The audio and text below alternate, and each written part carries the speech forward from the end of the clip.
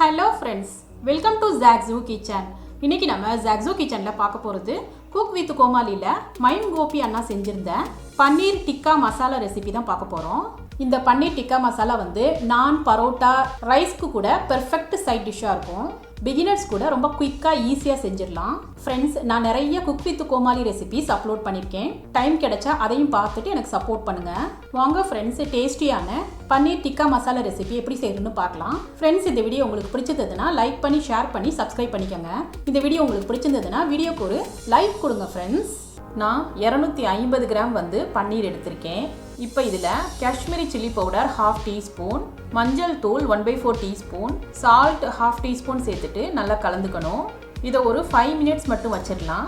இப்போ ஒரு பேனில் 1 டேபிள் ஸ்பூன் பட்டர் சேர்த்துக்கிறேன். நீங்கள் பட்டருக்கு பதிலாக கீ அண்டு ஆயில் கூட சேர்த்துக்கலாம். இப்போ அடுப்பை வந்து லோ ஃப்ளேமில் வச்சுட்டு இந்த பன்னீரெல்லாம் சேர்த்துக்கணும். ஃப்ரெண்ட்ஸ், பன்னீரை வந்து நம்ம ஓவராக குக் பண்ணிடக்கூடாது.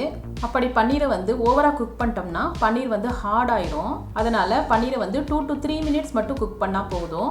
பாருங்கள் ஃப்ரெண்ட்ஸ், இதை இந்தளவு குக் பண்ணால் போதும். இப்போ இதை நம்ம தனியாக எடுத்து வச்சிடலாம்.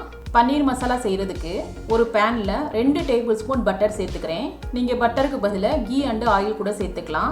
தாபா அண்டு ரெஸ்டாரண்ட்லாம் பார்த்தோம்னா பன்னீர் மசாலா வந்து பட்டர் அண்டு கீல தான் செய்வாங்க. பட்டர் மெல்ட் ஆனதும் அடுப்பை வந்து லோ ஃப்ளேமில் வச்சுக்கணும். இப்போ இதில் பிரிஞ்சி இலை 1, பட்டை 1, கிராம்பு 3, கருப்பு ஏலக்காய் 1, பச்சை ஏலக்காய் 2, சீரகம் 1 டீஸ்பூன் சேர்த்துக்கிறேன். ஃப்ரெண்ட்ஸ், உங்கள்கிட்ட கருப்பு ஏலக்காய் இல்லைன்னா அதுக்கு பதிலாக நீங்கள் ஒரு பச்சை ஏலக்காய் கூட நீங்கள் சேர்த்துக்கலாம். இப்போ இது நல்லா பொரிஞ்சதும் மீடியம் சைஸ் 2 ஆனியனை பொடியாக கட் பண்ணி இதில் சேர்த்துக்கிறேன். ஆனியன் வந்து 1 நிமிஷம் வதங்கினதும் 1/2 இன்ச் இஞ்சியையும் 2 பல்லு பூண்டையும் நல்லா திருவிட்டு இதில் சேர்த்துக்கிறேன். ஃப்ரெண்ட்ஸ், நீங்கள் திருவி சேர்க்கறதுக்கு பதிலாக 1 டீஸ்பூன் இஞ்சி பூண்டு பேஸ்ட் கூட நீங்கள் சேர்த்துக்கலாம். இப்போ இதை அடுப்பை வந்து லோ டு மீடியம் ஃப்ளேமில் வச்சுட்டு நல்லா வதக்கிக்கணும். இப்போ ஆனியன் வந்து நல்ல கோல்டன் ப்ரௌனாக ஃப்ரை ஆயிடுச்சு. இப்போ இந்த ஸ்டேஜில் அடுப்பை வந்து லோ ஃப்ளேமில் வச்சுட்டு நம்ம மசாலாஸ் ஆட் பண்ணிக்கலாம். Kashmiri chilli powder 1 teaspoon. Kashmiri chilli powder சேர்க்குறப்ப கிரேவி வந்து நல்லா கலர்ஃபுல்லாக இருக்கும்.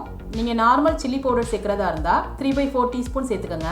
மல்லித்தூள் 1 டீஸ்பூன், கரம் மசாலா 1/2 டீஸ்பூன், சீரக பவுடர் 1/2 டீஸ்பூன், மஞ்சள் தூள் 1/4 டீஸ்பூன், சால்ட் 1/2 டீஸ்பூன் சேர்த்துட்டு நல்லா கலந்துக்கணும். இப்போ இதில் மசாலா கருகிடாமல் 2 மீடியம் சைஸ் தக்காளியை வந்து மிக்ஸி ஜாரில் சேர்த்துட்டு நல்லா பேஸ்ட் பண்ணி வச்சுருக்கேன். இப்போ இதில் சேர்த்துக்கிறேன். தக்காளி பேஸ்ட்டை வந்து மசாலாவோட நல்லா கலந்துக்கணும். இப்போ இந்த மசாலா குக் ஆகிறதுக்காக 1/2 கப்பு மட்டும் தண்ணி சேர்த்துக்கிறேன். நல்லா கலந்துட்டு லிட்டால் கவர் பண்ணி லோ ஃப்ளேமில் வச்சுட்டு மசாலா வாசம் போகிற வரைக்கும் நம்ம குக் பண்ணிக்கணும். இப்போ 2-3 மினிட்ஸ்லேயே நல்லா குக் ஆயிடுச்சு. மசாலா நல்லா குக் ஆகி ஆயில் வந்து மேலே செப்பரேட்டாக பிரிஞ்சு வந்திருக்கு பாருங்கள். இப்போ இந்த ஸ்டேஜில் 1/2 கப்பு வந்து தயிரை வந்து ஆட் பண்ணிக்கிறேன். தயிர் சேர்க்குறப்ப அடுப்பை வந்து ஆஃப் பண்ணிவிட்டு சேர்த்துக்கலாம். அப்போ தான் தயிர் வந்து திரியாமல் இருக்கும். மறுபடியும் லிட்டால் கவர் பண்ணிவிட்டு 2 to 3 மினிட்ஸ் மட்டும் குக் பண்ணிக்கலாம். இப்போ இதில் 2 பச்சை மிளகாவை நடுவில் கீறிட்டு இதில் சேர்த்துக்கிறேன். இது நல்லா கலந்துக்கணும். இப்போ இதில் மறுபடியும் 1/2 கப்பு மட்டும் தண்ணி சேர்த்துக்கிறேன். நல்லா கலந்துக்கணும்.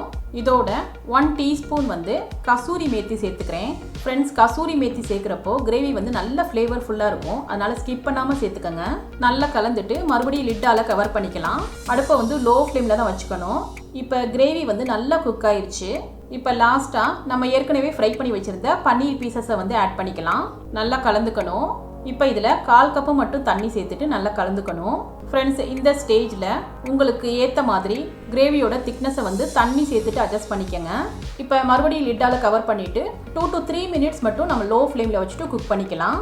இப்போ பாருங்கள் ஃப்ரெண்ட்ஸ், பன்னீர் வந்து நல்ல மசாலாலாம் கோட் ஆயிருச்சு. லாஸ்ட்டாக பொடியாக கட் பண்ண கொத்தமல்லியை வந்து மேலே தூவிட்டு கார்னிஷ் பண்ணிக்கலாம். ஆயிலெலாம் நல்லா செப்பரேட்டாக மேலே பிரிஞ்சு வந்திருக்கு பாருங்கள். அவ்வளோதான் ஃப்ரெண்ட்ஸ், நம்மளோட பன்னீர் டிக்கா மசாலா வந்து சூப்பராக ரெடி ஆயிடுச்சு. ரெஸ்டாரண்ட் அண்டு தாபாலெல்லாம் இந்த மெத்தடில் தான் செய்வாங்க. இது நான், சப்பாத்தி, பரோட்டா, ரைஸ் இதுக்கெல்லாம் வந்து பெர்ஃபெக்ட் சைட் டிஷ்ஷாக இருக்கும். கண்டிப்பாக ஒரு தடவை ட்ரை பண்ணி பாருங்கள். ஃப்ரெண்ட்ஸ், இந்த டேஸ்டியான பன்னீர் டிக்கா மசாலா ரெசிபி உங்களுக்கு பிடிச்சிருந்ததுன்னா நீங்கள் ட்ரை பண்ணி உங்கள் எக்ஸ்பீரியன்ஸை கமெண்ட்டில் ஷேர் பண்ணுங்கள். சுவையான சமையல், சுகமான வாழ்வு. தேங்க்யூ.